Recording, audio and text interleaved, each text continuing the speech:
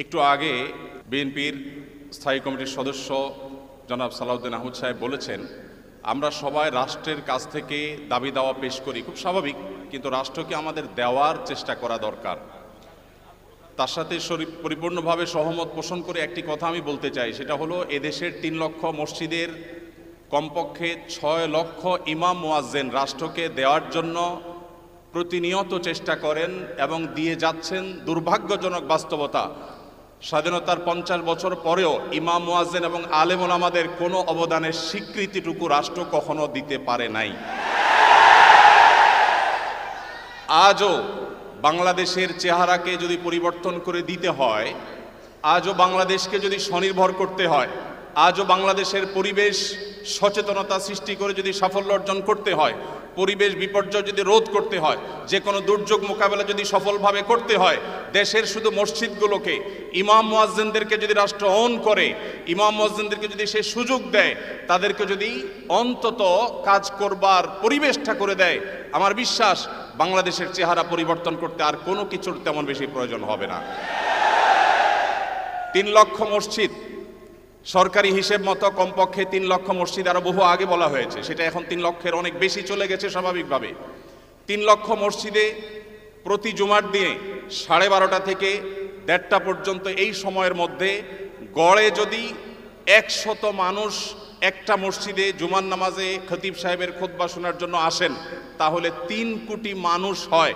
বাংলাদেশের সমস্ত TV channel, সমস্ত মিডিয়া একযোগে সবচেয়ে পিক টাইমে এত বেশি দর্শক কখনো পায় বলে আমি মনে করি না।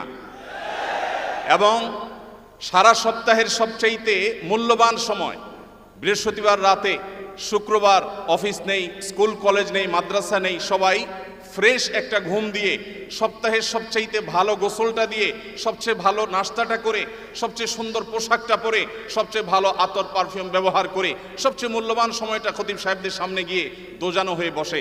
পৃথিবীর অন্য কোনো কৃষ্টি, কালচার, কোনো সিস্টেমে একসাথে একটা দেশের 3 কোটি মানুষকে অ্যাড্রেস করার এই সুযোগ ইমাম সাহেব, খতিব সাহেবরা ছাড়ার কারোর হাতে নেই। ইমাম সাহেবরা যদি চান, তাদেরকে যদি রাষ্ট্র আসলে সুযোগ দেয়, তাহলে সেক্ষেত্রে তারা অনেক কিছু করতে পারেন। ইতিমধ্যে আমরা দেখেছি, রোহিঙ্গা শরণার্থীরা যখন আমাদের দেশে আশ্রয় নিয়েছে, সবার আগে ঝাঁপিয়ে পড়েছেন এদেশে ওলামা একরাম। প্রতিটা দুর্যোগে ওলামা একরাম যে ঝাঁপিয়ে পড়েন, সেটা নিঃস্বার্থভাবে হয়, স্বার্থহীনভাবে হয়। আমার উদাত্ত আহ্বান যে আগামীর বাংলাদেশে এদেশের মসজিদগুলোকে, আলেম ওলামাদেরকে যেন রাষ্ট্র অন করে, তাদেরকে কাজের সুযোগ দেওয়া হয়।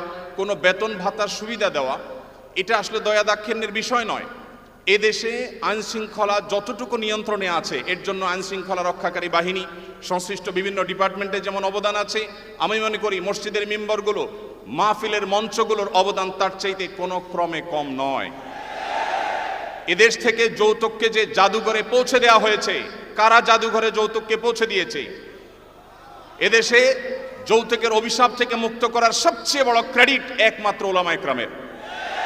এখনো কোন মসজিদের মিম্বর থেকে, কোনো মাহফিলের মঞ্চ থেকে মানুষকে চুরি করতে, দুর্নীতি করতে, ডাকাতি করতে, মাদকাসক্ত হতে, কোনো খারাপ কাজের প্রতি আহ্বান করা হয় না।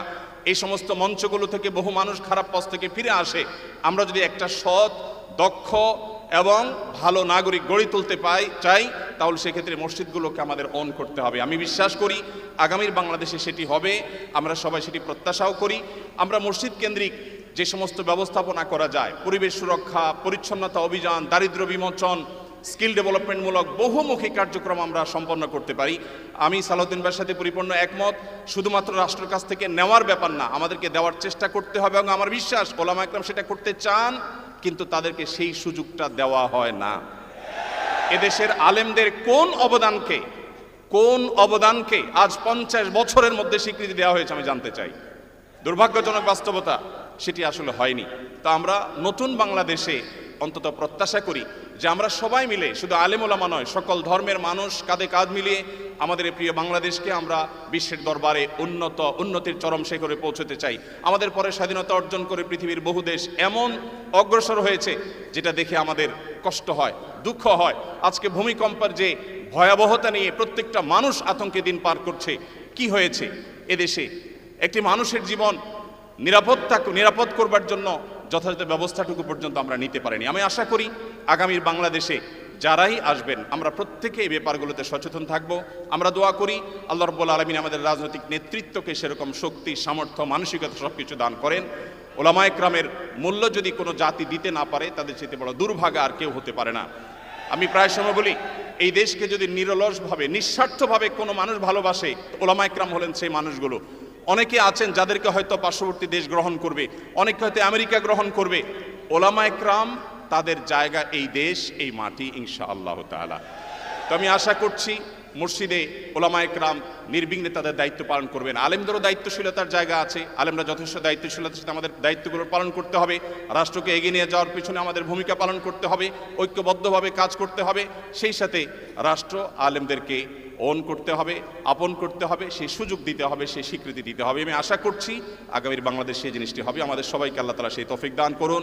জাযাকুমুল্লাহু খাইরা। আসসালামু আলাইকুম ওয়া রাহমাতুল্লাহি ওয়া বারাকাতুহু।